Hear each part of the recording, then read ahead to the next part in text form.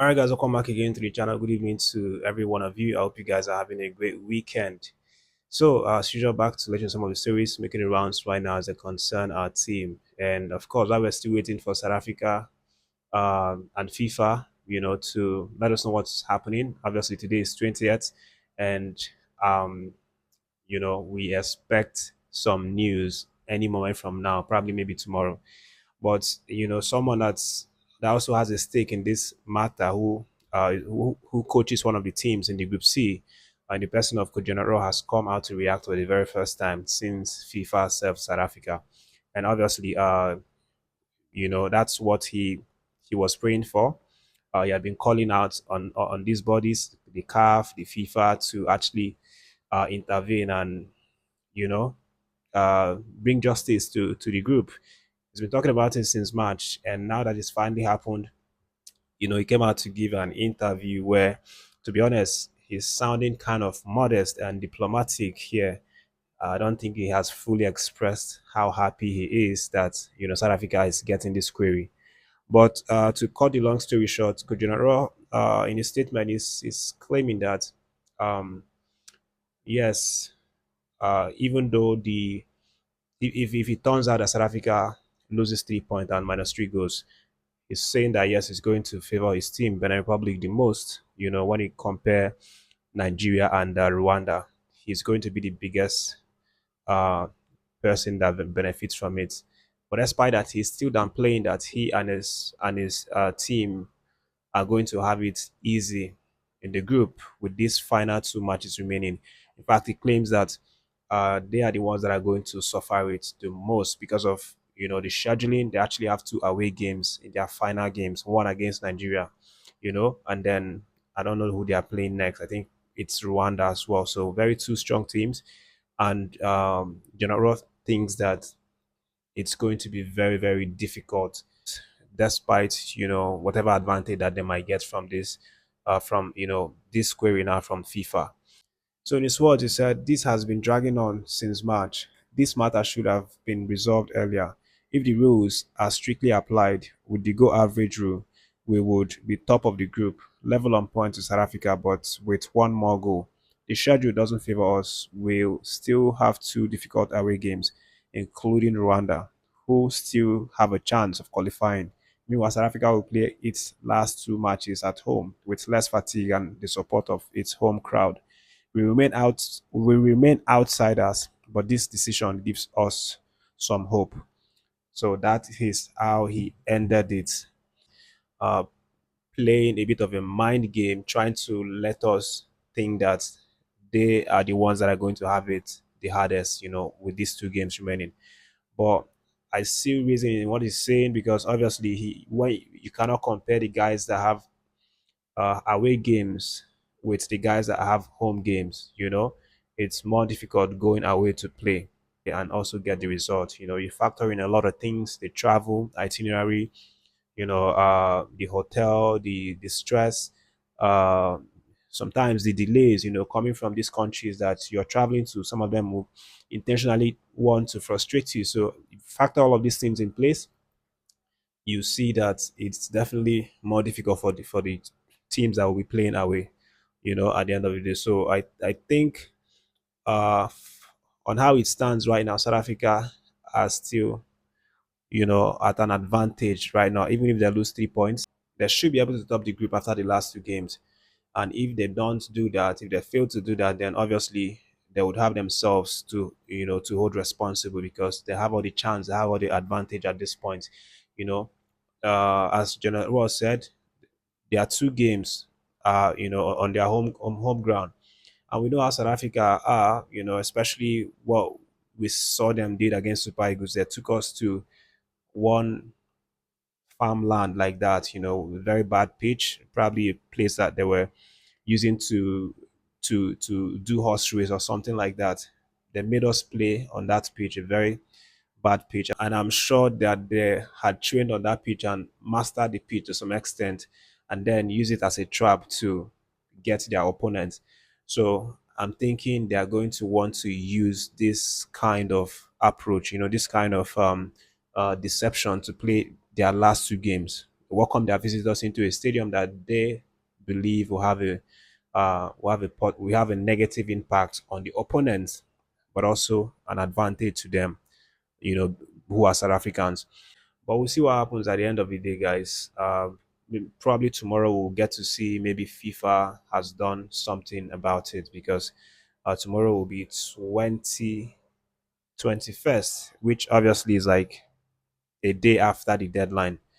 But let's move on, guys, and talk about what's happening right now in global football. Of course, a couple of Super Eagles players made appearances for their clubs today. Some were disappointed. Some had a very fantastic result with their teams. Talking about having a fantastic result, Alex Iwobi is having some really good moments right now with Fulham Football Club. Because uh their game is currently going on right now, Fulham versus Brentford, and just in first half, Alex Iwobi scored and assisted, uh, you know, to get his Fulham side going. He scored in the 38th minute and then assisted Wilson in the 40th minute. Currently, now they are playing 3-1. Looks like Brentford City scored an own goal, and then Damsgaard is the one that scored the only goal that they have so far. But it's still a long way to go. But it's looking like a match that Alex Iwobi will probably come out as the man of the match for this one. But again, we had other games that went down early on. We saw the likes of Nottingham Forest playing a 1-1 draw against Burnley. Well, I know, of course, he's out for a really long time. We don't expect him until December.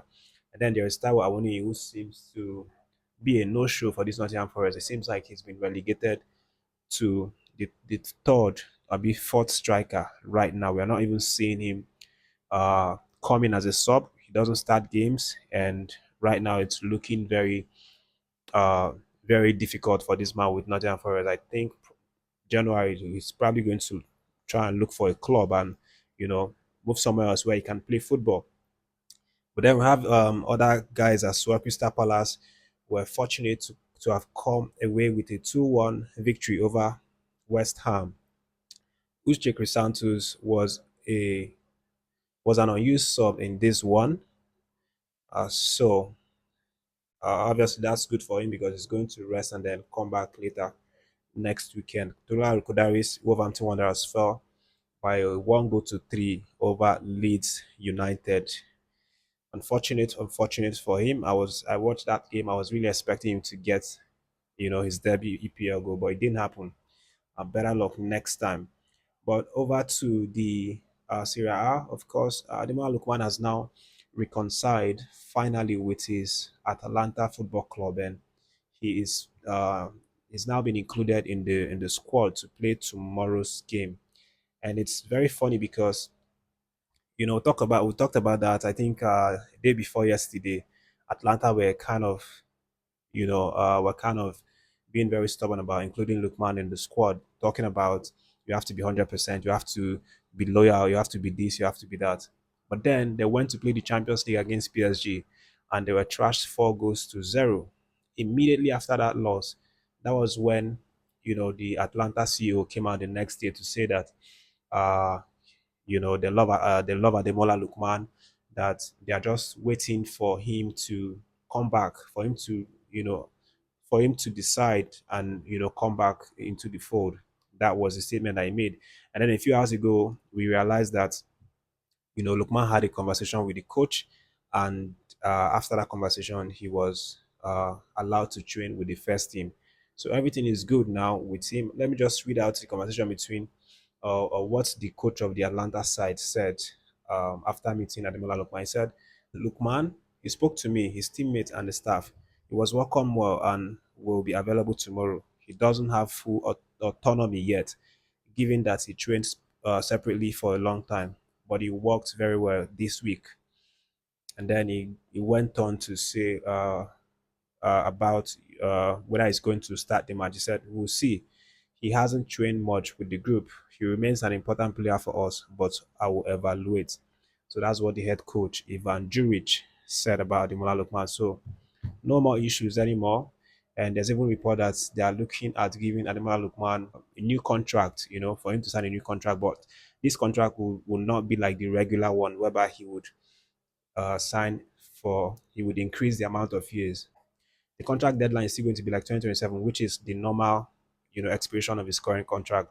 But they want to give him an extra money or extra salary just to kind of give him some motivation for him to come back and play for the club 100%. So that is what Atlanta bosses are trying to do. But why the bosses have really handled it well and settled the whole issue, the fans of the Atlanta side are not particularly happy with Ademola Lookman being integrated back into the squad. In fact, they arranged a very big banner and placed it outside of the Atlanta training center, where they said that Ademola Lookman is a traitor, that he's unloyal, and that they are not particularly happy with him being integrated back into the squad. So that is what's happening. The management have settled it, while some of the fans are still kind of angry. The fans have still not accepted him, So it looks like Ademola Lookman is going to try to win the fans. Those who are angry with him, he's going to have to win them back again by performing on the pitch. That's the update, guys. Leave your thoughts on what Coach General said. I think the Republic are the ones that will have it the hardest in these final two games. Thanks for watching. Subscribe if you've not done so, and stay tuned for more videos.